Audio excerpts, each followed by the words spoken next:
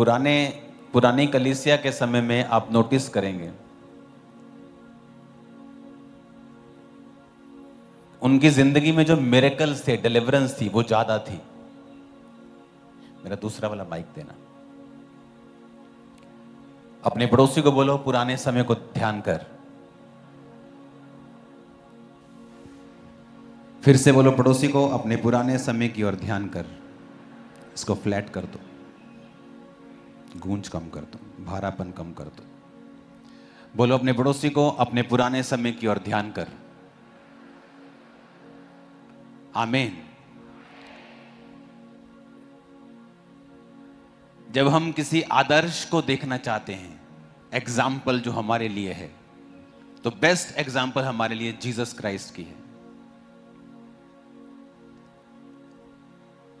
हाँ या ना? क्योंकि वचन कहता है कि जीसस क्राइस्ट के जितना हैप्पी, खुश पिता को किसी ने नहीं किया।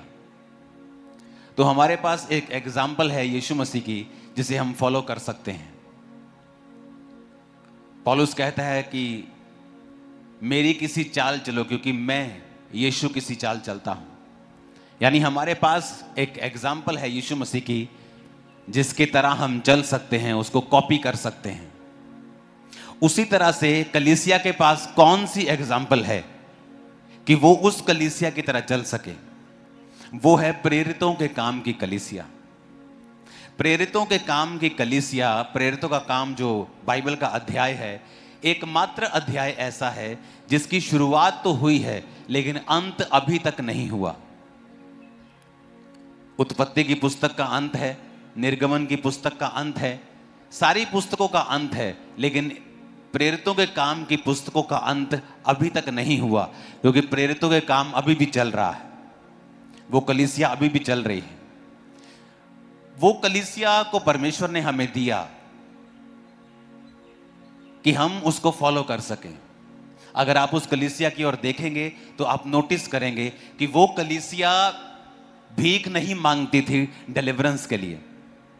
अगर उनको डिलीवरेंस चाहिए होती थी शैतान से, तो वो तो एक मीटिंग का मसला था, कोई 2-2 साल का मसला नहीं था कि 2 साल हो गए, शैतान अभी तक फ्री नहीं हो रहे, अभी तक डिप्रेशन से आजाद ही नहीं हो रहे, अभी तक। लेकिन ऐसा क्यों था? क्या परमेश्वर बदल गया कि आज अपनी कलीसिया की अगर मैं बात छोड़ दूं तो अगर आप क्रिश्चियन लोगों से मिलेंगे तो अभी भी कंप्लेंट करते आपको मिलेंगे 20-20 साल से कि हमको दुष्ट आत्मा के अटैक होते हैं। ये कलीसिया चेंज कैसे हो गई?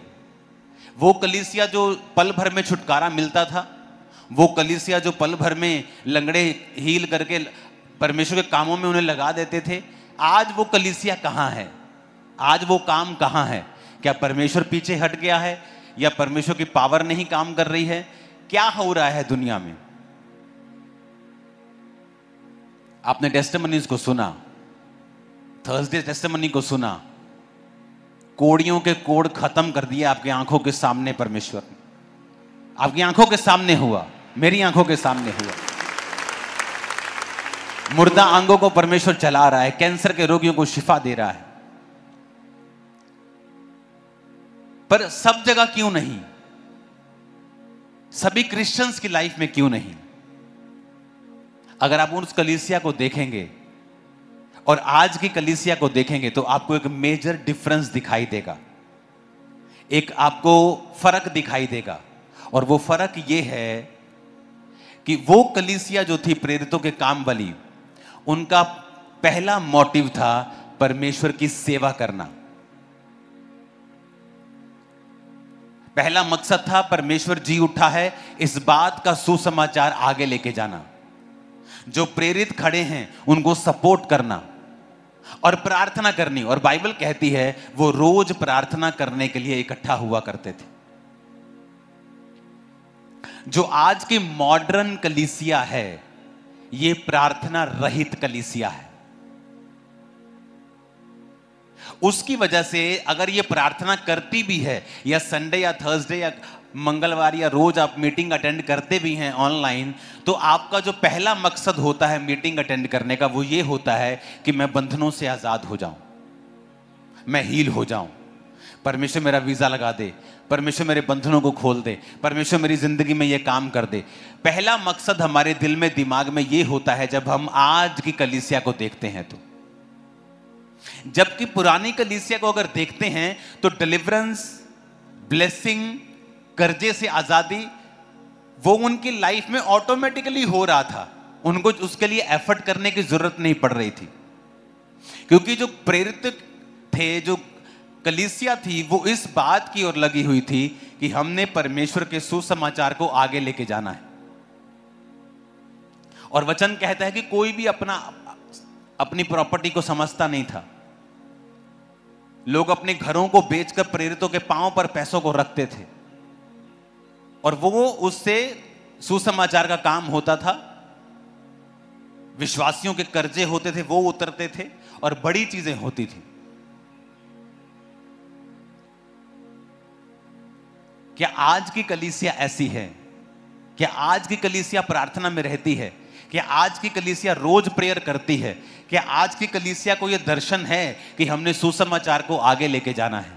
आप में से कितने ऐसे लोग हैं जो रोज प्रार्थना करते हैं उन पास्टर्स के लिए, उन कलीसियाओं के लिए जिन पर सताव हो रहा है? अभी हाथ खड़ा करो। कितने लोग रोज प्रार्थना, दूसरों के लिए प्रार्थना, सताव वाली कलीसिया के लिए? हाथ हिलाना जरा। हाई नंबर है हमारी चर्च में, खुदा का शुक्र है।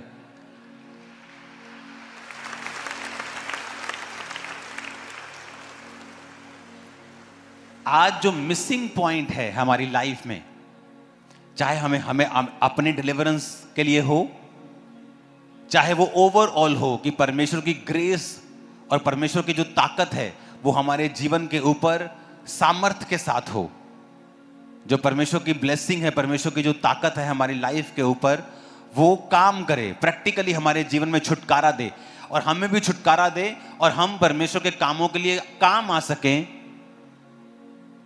अगर हमें ऐसी लाइफ चाहिए, हमारा रिजल्ट उनके जैसा होगा अगर हमारी जिंदगी भी उनके जैसी होगी तो। कि परमेश्वर को मालूम है कि आपको कर्जों से फ्री करना है, उसको मालूम है कि आपके बच्चों को ब्लेस करना है, परमेश्वर को पता है कि आपको सुरक्षित रखना है, और वो फिर आपकी लाइफ में एक अजीब हाथ, एक अनदेखा हाथ, पर भारा हाथ, पर एक देखा हुआ दिखता है वो हाथ कि इस व्यक्ति के ऊपर परमेश्वर का हाथ है, फिर वो नजर आएगा आपकी लाइफ के ऊपर। आज की कलीसिया कैसी है? उनको कोई मतलब नहीं है।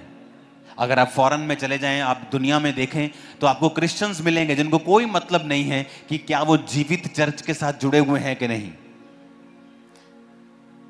उनके लिए संडे चर्च जाना भी भारी है। उन फैमिली के 2 मेंबर चर्च जाते हैं और बाकी कोई बच्चा चर्च नहीं जाता। कोई अपने कॉलेज में, कोई अपनी यूनिवर्सिटी में, कोई अपने कामों में बिजी है। सब अपने अपने कामों में बिजी हैं। और जब उनको दुष्ट आत्माओं के अटैक होते हैं, जब शैतान अटैक करता है, जब बीमारियां अटैक करती, फिर वो बड़े बड़े पास्टर्स के लिए भागते हैं कि प्रार्थना हो जाए हमारे लिए। जबकि उनको यह नहीं पता कि आपको शुरू से ही एक जीवित विजन का, जीवित दर्शन का हिस्सा बनना है, उस दर्शन का जिसमें रूहें बचानी उनका काम हो। हालेलुया।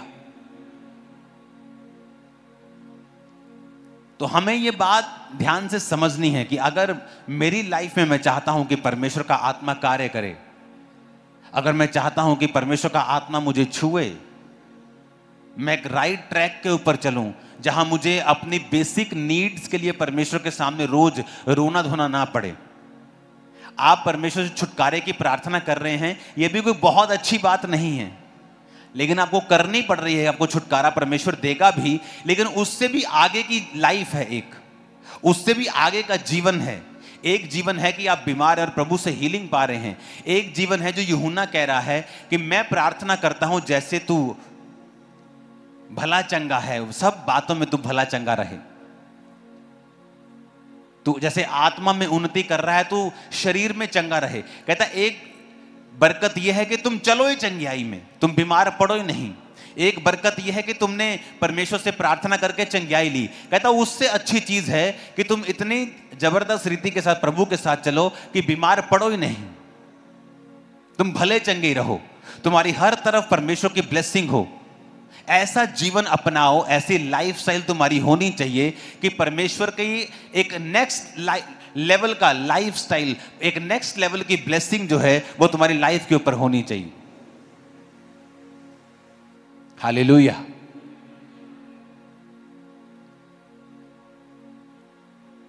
कितने मेरी बात को समझ रहे हैं?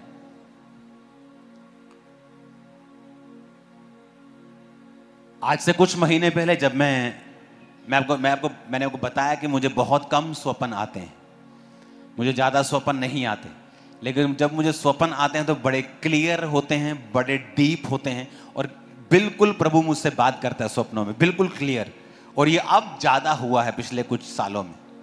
जब मैं अपने मसीह की शुरुआती 10 साल में था तब होता था बहुत रेयर। तो मैं एक दिन सपना देख रहा हूं कि मैं ऑस्ट्रेलिया में हूं, और वहां पर जो ऑस्ट्रेलियन लोग हैं, और मैंने ये एक मीटिंग में बताया भी है, उस मीटिंग को अभी हम वीडियो में देखेंगे, उस मीटिंग की डेट लिखी हुई है। वो कौन सी डेट की मीटिंग है? पिछले साल की मीटिंग है या इस साल की है? पिछले साल की मीटिंग है वो। तो अगर आप नोटिस करेंगे कि इस साल बहुत से अटैक्स जो हैं हिंदुस्तानियों के ऊपर, इंडियंस के ऊपर बढ़े हैं फॉरेन में, बहुत ज्यादा बेइज्जती का वो सामना कर रहे हैं। पूरी दुनिया में रोज एक्सीडेंट्स होते हैं, लेकिन अगर इंडियन के द्वारा कोई एक्सीडेंट हो रहा है तो वो ज्यादा बेइज्जती का कारण बन रहा है, ज्यादा उसको उछाला भी जा रहा है। और ये बात मैंने आपको पहले बता दी थी, 1 साल पहले, कि परमेश्वर ने मुझे एक सपना दिखाया है जिसमें इंडियंस को एम्बैरेसमेंट का सामना करना पड़ रहा है। वो वीडियो रेडी है, वो सेम वर्डिंग के साथ। ओके, उस वीडियो को हम देखेंगे।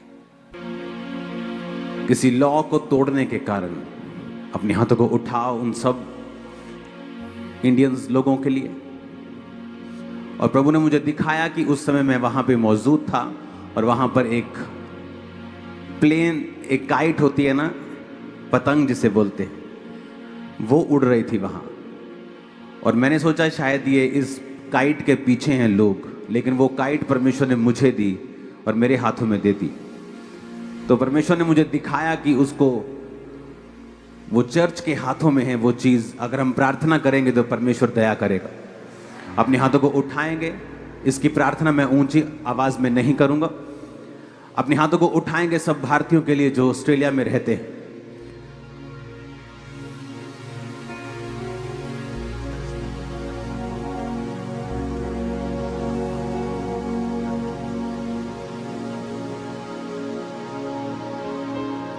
उस वीडियो को पीछे करो, डेट को दिखाओ जरा वीडियो की। यूट्यूब वाला जो वीडियो है जहां पे मैं बोल रहा हूं, ओके, इसको जूम करो, पीछे करो, पीछे क्या जूम करना है? हाँ, ये 15/12/2024। तो अभी भी ये यूट्यूब पे है वीडियो, आप देख सकते हैं। तो मेरे को मैसेज आया कि 31 बड़ी रैली निकल रही जहां पर इंडियंस गो बैक की नारे जो लगेंगे, और पूरा ऑस्ट्रेलिया उस पे लोग जो भाग लेंगे उस पे।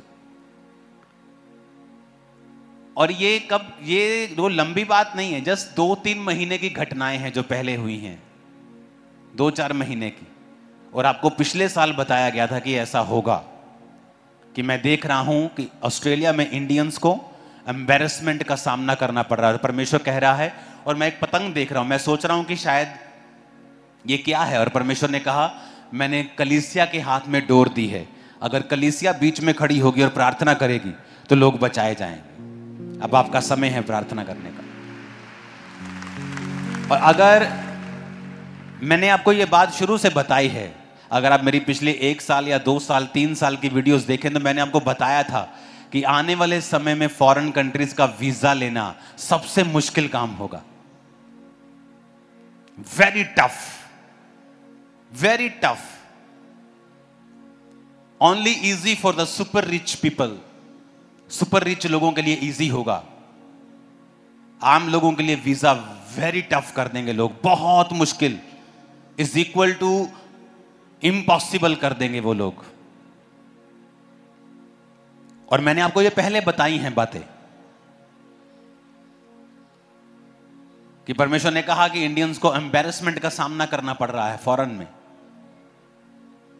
पिछले 6 महीनों में इतनी वीडियोस बनी हैं सिविक सेंस के ऊपर, जो इंडियंस ने रूल्स तोड़े हैं, चोरी की है बाहर, बड़ी चीजें की हैं, जिनकी वजह से बाकियों को शर्मिंदा होना पड़ रहा है। और ये चीजें आपको पहले से बता दी गई थी कि आपको प्रार्थना करनी है, क्योंकि मैं एम्बैरेसमेंट देख रहा हूं। अपना परमेश्वर है कि नहीं महान? हां, हैरानी होती है कि नहीं होती? आप समझेंगे कि मैं भी कई बार अपनी प्रोफेसी को भूल जाता हूं, करके भूल गया मैं। मेरे को टीम ने याद करवाया कि वो आप, क्योंकि मेरे को मैसेज आने शुरू हुए कि 31 वाले दिन क्या पड़ता है, शायद 31 को संडे है, क्योंकि उन्होंने कहा कि हमारी चर्च जो है अगले संडे नहीं लगेगी ऑस्ट्रेलिया में, क्योंकि वहां पे रैलियां होने वाली हैं, तो इंडियंस लोग जो आएंगे तो वो उनको तंग कर सकते हैं, इसलिए हो सकता है कि अगले संडे हम चर्च ना लगाएं उधर। तो आप देख सकते हैं किस लेवल का जो लोग हैं वो प्रोटेस्ट कर रहे हैं। परमेश्वर ने कहा था ये अंत के दिन की निशानियां भी होंगी। वो सारी चीजें हम अपनी आंखों के सामने पूरी होते हुए देख रहे हैं। 2019 के बाद का जीवन दोबारा कभी नहीं आया हमारी लाइफ में। चीजें बदल गई हैं। कोविड के बाद सब बदल गया है। बिजनेस वैसे नहीं रहे, लोगों के हार्ट वैसे नहीं रहे, दिल वैसे नहीं रहे, सेहतें वैसी नहीं रही, मेंटल लाइफ वैसी नहीं रही।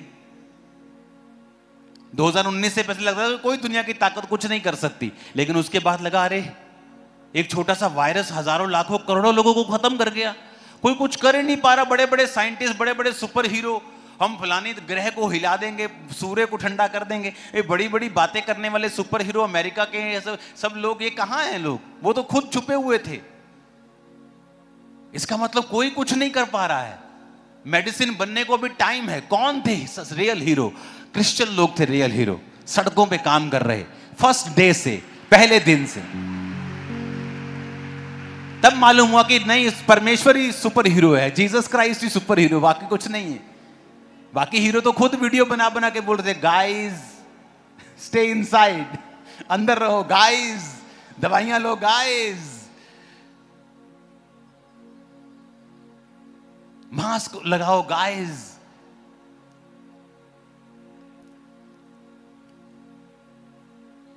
हालेलुया। तो हमें मालूम हुआ कि लाइफ चेंज हो चुकी है। 2019 के पहले की जो लाइफ थी आज तक की हिस्ट्री की, वो अब नहीं है, ना ही होगी कभी। ना तो वो माहौल है, ना कभी होगा, ना वो वापस आएगा कभी। परमेश्वर के ऊपर निर्भरता लोगों की कम थी, लेकिन अब ज्यादा है। उन्हें लगता है कि हम किसी भी तरफ से शैतान घेर सकता है, तो वो ज्यादा परमेश्वर की ओर हैं, ज्यादा रूहें बची हैं।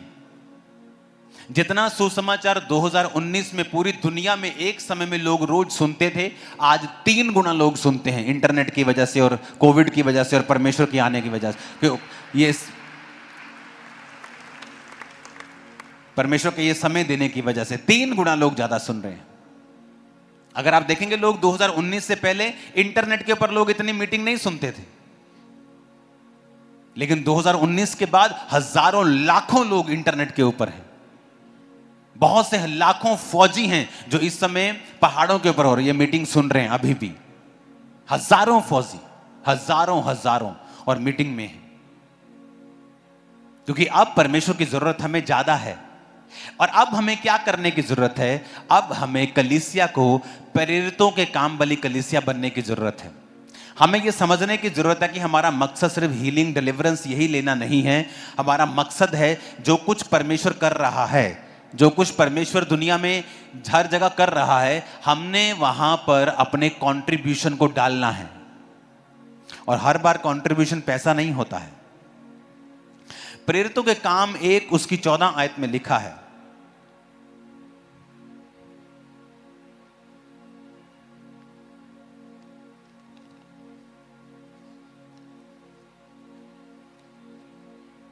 अपनी स्क्रीन के ऊपर हम देखेंगे। ये सब कई स्त्रियों और यीशु की माता मरियम और उसके भाइयों के साथ एक चित्त होकर प्रार्थना में लगे रहे। आप देखो, अब कलीसिया की शुरुआत हो गई है। अब यीशु मसीह चले गए हैं स्वर्ग की ओर, और यीशु मसीह कह के गए हैं कि यरूशलेम को ना छोड़ना, पिता की प्रतिज्ञा की पूरे होने की बाट जो होते रहे, यानी प्रार्थना करते रहना।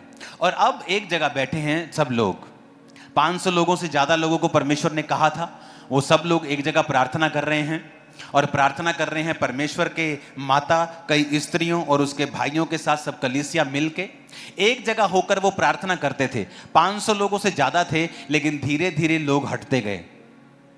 उन्हें लगा यीशु मसीह चले गए, काम खत्म हो गया, अब आगे क्या करना है। आगे कुछ नहीं था, कोई हीलिंग नहीं हो रही थी, बस एक विटनेस थी। क्या विटनेस थी? हमने यीशु मसीह को मुर्दे जिंदा करते हुए देखा है, हमने यीशु मसीह को वचन देते हुए देखा है, वो परमेश्वर का एक लौता बेटा था, बस यही मालूम था। आगे हमें क्या करना भी कुछ भी मालूम नहीं था, क्योंकि परमेश्वर ने कहा था कि जब तक पवित्र आत्मा तुम पर नहीं आएगा तब तक तुम सामर्थ नहीं पाओगे, जब आएगा तो सामर्थ पाओगे, फिर तुम गवाह होगे। तो वो क्या कर रहे थे? इंतजार कर रहे थे। 500 में से 450 रह गए, 400 रह गए, 350 रह गए, अपने काम धंधे में चले गए, वेट बोर हो गए, अभी कुछ हो नहीं रहा, अभी 300 रह गया, 250 रह गया, 120 रह गए। 120 लोग प्रार्थना कर रहे थे। लिखा, जब वो प्रार्थना कर रहे थे तो परमेश्वर का आत्मा उन पर उतरा। एम्प्लीफाइड बाइबल में स्क्रीन के ऊपर अब हम देखेंगे, प्रेरितों के काम 1 उसकी 14 आयत। अभी ध्यान से आपको समझना पड़ेगा। अगर ये वचन हमने समझ लिया तो जो ओवरऑल ब्लेसिंग है आपकी लाइफ में, जिसकी आप वेट कर रहे हो कि मेरी शादी हो अच्छी, मेरी लाइफ में ये बरकत आए, मुझे छुटकारा मिले, मैं फ्री हो जाऊं, वो इस वचन के साथ जुड़ी हुई है। कई बार आपको वो आंसर नहीं मिलता जो आप एक्सपेक्ट करते हैं, आंसर अलग सा होता है। जिस तरह जब अलीशा के पास वो नामान कोड़ी गया तो सोचा कि जब मैं बाहर जाऊंगा तो मैं एक देश का डिप्लोमेट हूं, तो अलीशा बाहर आके मेरे सिर पे हाथ रखेगा, लेकिन ऐसा नहीं था। अलीशा ने अंदर से कह दिया, जाओ और यरदन नदी में डुबकी मार। वो नाराज हो गया वो, क्योंकि कई बार चीजें आपके हिसाब से जब नहीं होती तो इसका मतलब ये नहीं है कि परमेश्वर कर नहीं रहा। आपको यह समझना है कि परमेश्वर का हिसाब क्या है, क्योंकि आप उसके हिसाब से ब्लेस होंगे। तो जब वापिस जा रहा था वो, तो उसके नौकर ने कहा, कौन सी मुश्किल चीज तुझे बोल दी है? अगर तुझे कुछ और भी मुश्किल कहता तो तू करता ना, तू करता तो तुझे डुबकी मारनी मार ले, तेरा क्या जाता है। जब डुबकी मार के बाहर आया, 7 डुबकियां मारी, 7वीं डुबकी में लिखा उसकी त्वचा एक बच्चे के समान निर्मल और शुद्ध हो गई थी। आमीन।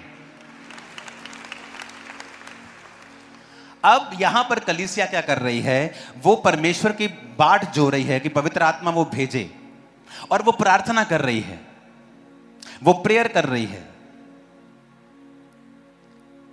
अगर आपको पवित्र आत्मा गाइड करता है, जब भी आप छुटकारा चाहेंगे, चाहे वो पर्सनल छुटकारा हो, फाइनेंशियल, फिजिकल, सेहत का चंगाई चाहिए, बच्चे का छुटकारा चाहिए, नशे से छुटकारा, एनी छुटकारा, एनी डिलीवरेंस, अगर आपकी लाइफ में आपको चाहिए, जो पहला वर्ड पवित्र आत्मा आपको देगा वो बोलेगा प्रे, प्रार्थना कर। फर्स्ट वर्ड फास्टिंग के साथ करेंगे, सोने पे सुहागा, लेकिन पहला वर्ड जो आपकी लाइफ में आएगा वो होगा प्रे, प्रार्थना। मैं अपनी लाइफ के एक ऐसे मुकाम तक पहुंच गया जहां से पीछे जाना पॉसिबल नहीं था, आगे जाना मुश्किल हो रहा था। एवरी डे मेरी प्रार्थना उस समय 7 से 8 घंटे की थी, रोज। आज मेरी प्रेयर 8 घंटे की नहीं है, लेकिन उस समय जब छुटकारा था तो परमेश्वर ने कहा था एक्स्ट्रा मेहनत कर। अपने प्रेयर रूम में जब मैं, क्योंकि रात को इतनी प्रार्थना आप नहीं कर सकते, आप सो जाएंगे, आप थक जाएंगे। अगर आप अकेले हैं तो लोगों में आप कर सकते हैं, तो मैं दोपहर को भी अपने समय को देता था। जब दोपहर को मैं अपनी टीम के साथ ऐसे रूम में जाता था, जिस रूम में पास्टर सोनिया ने पवित्र आत्मा पाया था वो हमारा प्रेयर रूम था, तो उस रूम में जब मैं जाता था तो ये सुखविंदर, सिद्धांत, बहुत से लोग वहां होते थे और हम वर्शिप करते थे। मैं अपने सॉन्ग पे अपने फ़ोन पे सॉन्ग लगा के बैठता था 1 घंटा 2 घंटा, फिर प्रार्थना करनी, फिर सॉन्ग लगाना, फिर प्रार्थना करनी। इनको मालूम होता था ये एक एक करके बीच बीच में 3-4 घंटे बाद खिसकना शुरू होते थे एक एक करके कि अब ये तो हिलेंगे नहीं 6-7 घंटे। तो ये एक एक करके वहां से 3-3 4-4 घंटे प्रार्थना करके चले जाते थे। तो वो प्रेयर, जो मेरी प्रेयर लगातार हो रही थी विदाउट किसी विषय के ऊपर, क्योंकि मेरी फुल लाइफ ऐसी थी कि मैं फंस चुका हूं, आगे कोई मेरे को मेरी हीलिंग नजर नहीं आ रही, मैं क्या करूं। लेकिन जब वो प्रेयर आप कंटिन्यू करते हैं, प्रेयर बंधनों को तोड़ देती है, वो आपको पर्सनल छुटकारे के पास ले जाती है। आपकी लाइफ का जितना मर्जी बड़ा प्रॉब्लम क्यों ना हो, एनी प्रॉब्लम जितना मर्जी बड़ा क्यों ना हो,